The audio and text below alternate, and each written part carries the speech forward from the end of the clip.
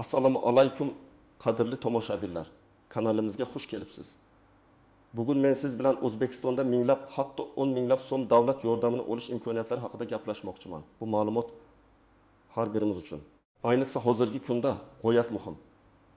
Davlat tomonidan ajratilayotgan subsidiyalar va imtiyozlar tizimida joriy bahor mavsumi uchun muhim o'zgarishlar yuz berdi. Bu yangiliklar sizning o'ylangizga qanday ta'sir qilishini, qanday imkoniyatlar ochilishini bilishni istasangiz, videoni oxirigacha diqqat bilan tomosha qiling. Hozirdayoq kanalimizga obuna bo'lishni va ushbu videoga like bosishni unutmang. Chunki siz olishingiz mumkin bo'lgan yordam miqdori haqidagi ma'lumotlar hayotingizni tubdan o'zgartirishi mumkin. Muammo yadrosi. Avvallar va hozir nimalar o'zgardi, aziz do'stlar? Keling, avvalo bir necha yil avvalgi vaziyatni eslab olaylik. Ilgari davlat tomonidan ko'rsatiladigan ijtimoiy yordam olish jarayoni ko'pincha murakkab byurokratik to'siqlarga duch keladi. Odamlar turli idoralarga qatnashga majbur bo'lishardi. Ko'plab qog'ozlarni to'plash talab qilinardi. Navbatlar esa juda uzun edi. Ba'zida oddiy fuqarolar aynan qaysi turdagi yordamga haqli ekanliklarini ham bilmasdilar. Ma'lumotlarning yetishmasligi, shaffoflikning pastligi sababli ko'plab ehtiyojmand oilalar o'zlariga tegishli bo'lgan yordamdan bexabar qolib, uni ololmayotgan edilar. Subsidiyalar miqdori ham nisbatan kamroq bo'lgan bois. Ular qisqa muddatli yengillik berar, biroq uzoq muddatli iqtisodiy barqarorlikni ta'minlashga yetmasdi. Bu holat ayniqsa qishloq joylarda va kam ta'minlangan oilalar uchun katta qiyinchiliklar tug'diradi. Misol uchun, bir vaqtlar qishloqda yashovchi bir oila uchun dehqonchilik subsidiyasi olish uzoq va zerikarli jarayon bo'lib, buning natijasida ko'plab fermerlar ushbu imkoniyatdan voz kechishga majbur bo'lishardi. Lekin hozir vaziyat butunlay o'zgargan. Hukumat so'nggi yillarda ijtimoiy himoya tizimini tubdan isloh qilishga qaratilgan qator muhim qarorlar qabul qildi. Bu bahorda esa ayniqsa ehtiyojmand oilalarni qo'llab-quvvatlash, ularni qashshoqlikdan chiqarish, tadbirkorlikni rivojlantirish va aholi daromadlarini oshirishga qaratilgan yangi mexanizmlar joriy etildi. Eng muhimi, subsidiyalar va ijtimoiy yordam olish jarayoni sezilarli darajada soddalashdi. Shaffoflik oshdi va raqamlashtirish hisobiga o'z uyingizdan turib ham arizalar berish imkoniyatlari kengaydi. Endi nafaqat moddiy yordam, balki dehqonchilik uchun yer maydoni, tadbirkorlik uchun imtiyozli kreditlar, kasb-hunar o'rganish uchun grantlar ham davlat ko'magi sifatida taklif etilmoqda. Davlatning asosiy maqsadi taklif etilmoqda. Nafaqat baliq berish, balki baliq tutishni o'rgatish. Ya'ni insonlarni qisqa muddatli yordamga qaram qilib qo'yish emas, balki ularga mustaqil daromad manbai yaratishda ko'maklashishdir. Bu o'zgarishlar avvallari davlat yordami olishga umidsiz qaragan ko'plab insonlar uchun yangi umid eshiklarini ochmoqda. Asosiy qism 1. Batafsil tahlil. Nimani bilishingiz kerak? Kim tashvishlanishi, kim esa yo'q. Endi esa eng muhim qismga o'tamiz. Hozirgi kunda qanday turdagi subsidiyalar mavjud? Ulardan kimlar foydalanishi mumkin va qanday shartlar bor? Bu bahordagi asosiy o'zgarishlar aynan qaysi yo'nalishlarga qaratilganligini batafsil ko'rib chiqaylik. Umuman olganda davlat yordami bir necha katta yo'nalishlar taqdim etilmoqda. Kam ta'minlangan oilalarni moddiy qo'llab-quvvatlash, tadbirkorlikni rag'batlantirish, qishloq xo'jaligini rivojlantirish va ta'lim sohasida imtiyozlar berish. Birinchi yo'nalish bu kam ta'minlangan oilalarni moddiy qo'llab-quvvatlashdir. Bu eng keng tarqalgan va ko'pchilikni qiziqtiradigan masala. Endi kam ta'minlangan oila maqomini aniqlash va ularga yordam berish jarayoni ijtimoiy himoya yagona reyestri orqali amalga oshiriladi. Bu reyestrga kiritilgan oilalar bolalar nafaqalari va moddiy yordam olish huquqiga ega bo'ladilar. Ilgari bu tizim ancha murakkab edi. Oilaning har bir a'zosining daromadi alohida hisoblanardi. Hozir esa oilaning har bir a'zosiga to'g'ri keladigan o'rtacha oylik daromad qayta ko'rib chiqildi va bir o'z yumshatildi. Bu avvallari o'zgina daromadi tufayli ro'yxatga kiritilmay qolgan ba'zi oilalar uchun yangi imkoniyatlar eshigini ochdi. Misol uchun, Toshkent shahrida yashovchi oila uchun daromad mezonlari viloyatlardagi nisbatan farq qilishi mumkin. Bu bahorda ayniqsa bolalar nafaqalari miqdori hamda uni olish muddati uzaytirilganiga e'tibor qaratish lozim. Agar avval faqat ma'lum yoshgacha bo'lgan bolalarga nafaqa berilgan bo'lsa, endi bu yosh chegarasi kengaytirildi va maktab yoshidagi bolalar ham ushbu nafaqalardan foydalanish imkoniyatiga ega bo'ldilar. Bu millionlab oilalar uchun katta yengillik demakdir. Keling, bir real hayotiy misol ko'raylik. Tasavvur qiling, Farg'ona viloyatining Oltiariq tumanida yashovchi 4 kishilik bir oila, ota-ona va 2 nafar maktab yoshidagi farzandlar. Ota qurilishda ishlaydi va uning oylik maoshi 1 million 500 ming so'm atrofida. Ona esa uy bekasi. Avvalgi tizim bo'yicha ularning oila daromadi ko'rib chiqilganda, ehtimolki minimal daromad chegarasidan biroz yuqoriroq bo'lgani uchun ular kam ta'minlangan ro'yxatiga kiritilmasligi mumkin edi. Lekin yangi o'zgarishlar tufayli bolalar nafaqalari hisoblash mezonlari yumshatilganligi sababli endi ular har bir farzandi uchun oyga kamida 2,5 million so'mdan nafaqa olish imkoniyatiga ega bo'ladilar.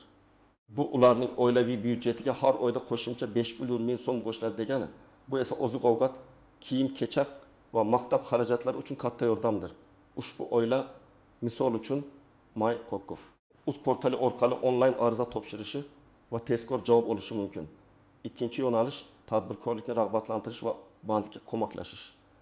Bu bahorda ayniqsa ishi zavolini temir daftar, ayollar daftari va yoshlar daftariga kiritilgan fuqarolarni tadbirkorlikka jalb qilishga qaratilgan katta e'tibor berilmoqda. Davlat nafaqat moddiy yordam beribgina qolmasdan, balki ularga kasb-hunar o'rgatish, biznes loyihalarini moliyalashtirishda ko'maklashmoqda. Misol uchun, kasb-hunarga o'qish xarajatlarini qoplash uchun 1 million so'mgacha subsidiya, kichik tadbirkorlik faoliyatini boshlash uchun esa 7 million so'mgacha subsidiya ajratilmoqda. Bu pullar qanday ishlatiladi? Siz ularning tikuv mashinasi, sartaroshlik jihozlari, kompyuter yoki boshqa kerakli asbob-uskunalar sotib olish uchun ishlatishingiz mumkin. Mana ikkinchi misol. Toshkent viloyatining Bo'ka tumanida yashovchi 25 yoshli Gulnora ismli yosh ayol tasavvur qiling. U oliy ma'lumotli, lekin hozircha ishsiz va ayollar daftariga kiritilgan. Gulnora tikuvchilikka qiziqadi va kichik atelye ochishni orzu qiladi. Avvallari uning bunday orzusi amalga oshishi qiyin edi, chunki boshlang'ich kapitali yo'q edi. Endi esa u ayollar daftari orqali 7 million so'mga yaqin subsidiya olish imkoniyatiga ega. Bu mablag'ga u professional tikuv mashinasi, overlock va dastgoh sotib olib, o'z uyida kichik tikuvchilik faoliyatini boshlashi mumkin. Bu uning uchun nafaqat daromad manbai, balki jamiyatda o'z o'rnini topish, iqtisodiy mustaqillikka erishish imkoniyatidir. Bu subsidiyani olish uchun Gulnora mahalla fuqarolar yig'indagi mas'ullarga murojaat qilishi, o'z biznes rejasini taqdim etish kifoya. Uchinchi yo'nalish qishloq xo'jaligini rivojlantirish, bahor dehqonchilik mavsumining boshlanishi. Shuning uchun davlat fermerlar va dehqonlarni qo'llab-quvvatlashga alohida e'tibor qaratmoqda. Bu yil qishloq xo'jaligi mahsulotlari yetishtirishni ko'paytirish, oziq-ovqat xavfsizligini ta'minlash maqsadida dehqonlarga urug'lik, mineral o'g'itlar va yo'nilg'i sotib olish uchun imtiyozli kreditlar ajratilmoqda. Bundan tashqari, yer maydonlarini samarali foydalanish uchun hamda issiqxona xo'jaliklarini tashkil etish uchun ham subsidiyalar mavjud. Bu ayniqsa tomchilatib sug'orish texnologiyasini joriy etgan fermerlar uchun juda muhim. Chunki suv resurslarini tejash uchun sarflangan xarajatlarning ma'lum bir qismi davlat tomonidan qoplab berilmoqda. Misol tariqasida Qashqadaryo viloyatining Kitob tumanida yashovchi tadbirkor O'lim akaga e'tibor qarataylik. Uning 2 gektar yer maydoni bor va u yerda sabzavot yetishtiradi. O'lim aka zamonaviy tomchilatib sug'orish tizimini o'rnatishni rejalashtirgan. Bu unga suvni erta bahordan boshlab tejalishiga va hosildorlikni oshirishga yordam beradi. Bunday tizimni o'rnatish ancha qimmatga tushadi. Deylik 30 million so'm.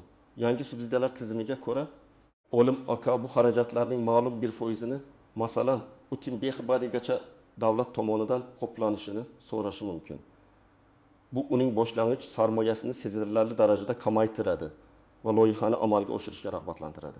Bu kabi subsidiyalar O'zbekistonda dehqonchilik madaniyatini zamonaviylashtirish va yuqori daromadli qishloq xo'jaligini rivojlantirishga xizmat qiladi. Kimlar tashvishlanishi kerak? Asosan, oldinroq biror sababga ko'ra davlat yordamini ola olmagan, lekin hozirgi o'zgarishlar natijasida mezonlarga mos kelishi mumkin bo'lgan fuqarolar tashvishlanishi, yana bu imkoniyatlardan foydalanishga harakat qilishi kerak. Shuningdek, temir daftar, ayollar daftari va yoshlar daftarida turgan fuqarolar ham yangi imkoniyatlarni o'rganishlari shart. Kimlar tashvishlanishi shart emas? Yuqori daromadga ega bo'lgan, doimiy ish joyi va barqaror turmush sharoitiga ega oilalar. Chunki davlat yordami asosan ehtiyojmand qatlamga qaratilgan. Ammo har bir fuqaro o'zini qiziqtirgan yo'nalishdagi imtiyozlarni tekshirib ko'rishi ortiqcha bo'lmaydi. Masalan, bolalarni bog'chaga berishda oliy ta'limda imtiyozlar bo'lishi mumkin. Asosiy qism 2. Qoidalardagi istisnolar, tuzoqlar va noaniq nuanslar aziz tomoshabinlar har qanday tizimda bo'lgani kabi. Davlat subsidiyalarini olishda ham ba'zi istisnolar, e'tibor berish lozim bo'lgan tuzoqlar va noaniq nuanslar mavjud. Bularni bilish sizga jarayonni muvaffaqiyatli yakunlashda yordam beradi va kutilmagan qiyinchiliklarga duch kelmaslikka imkon beradi.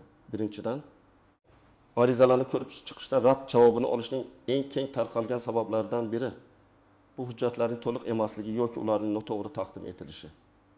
Masalan, oilaning daromadlari haqidagi ma'lumotlar to'liq ko'rsatilmagan bo'lishi yoki bank hisob varag'i ma'lumotlari xato yozilgan bo'lishi mumkin.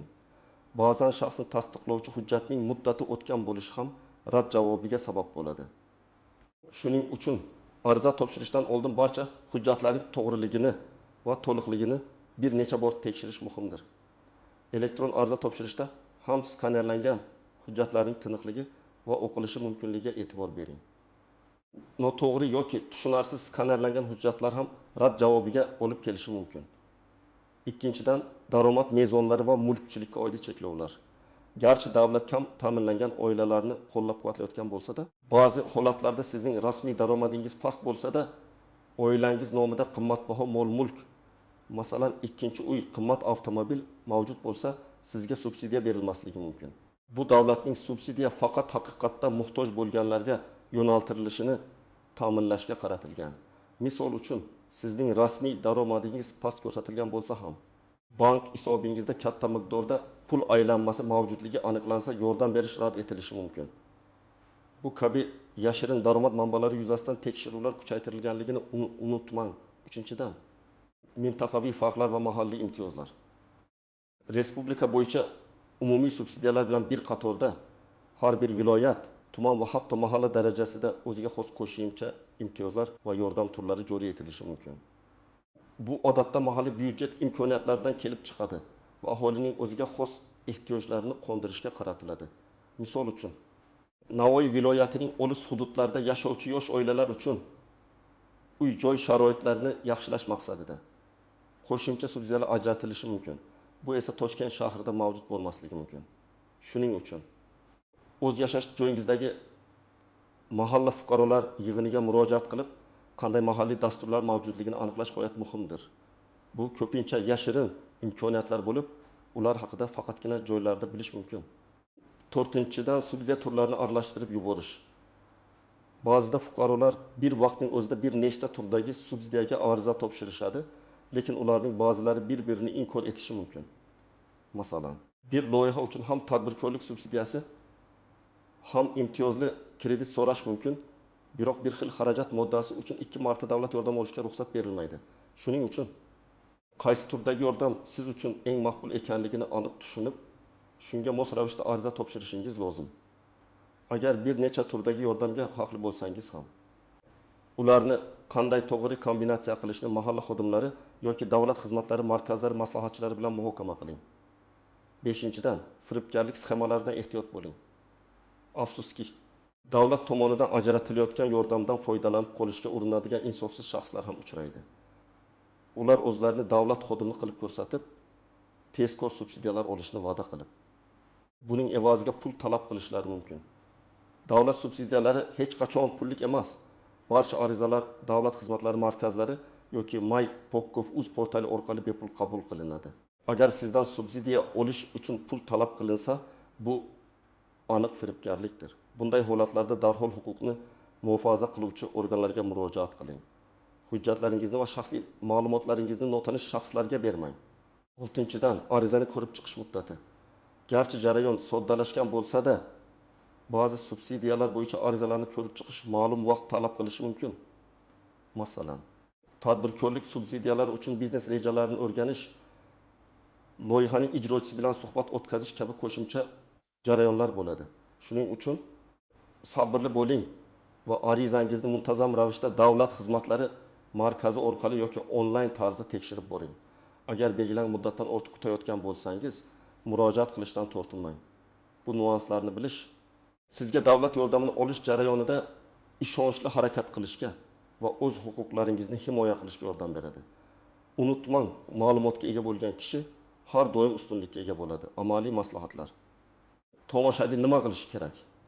Endi esa eng muhim qismga, ya'ni amaliy harakatlar rejasiga o'tamiz. Siz davlatdan minglab so'm yordam olish uchun qanday qadamlarni tashlashingiz kerak? Bu jarayonni iloji boricha soddalashtirib, aniq ko'rsatmalar beraman. Birinchi qadam o'z ehtiyojlaringizni aniqlash va qaysi turdagi yordamga mos kelishingizni tushunish. Yuqorida aytib o'tganimdek, kam ta'minlangan oilalar uchun moddiy yordam, bolalar nafaqalari, tadbirkorlik subsidiyalari, qishloq xo'jaligi uchun imtiyozlar kabi bir nechta asosiy yo'nalishlar mavjud. Siz o'zingizning oilaviy ahvolingiz, daromad darajangiz, bandlik holatingiz va rejalaringizga qarab qaysi biriga ko'proq mos kelishingizni aniqlab oling. Agar ishsiz bo'lsangiz va biznes boshlamoqchi bo'lsangiz, tadbirkorlik subsidiyasini o'rganing.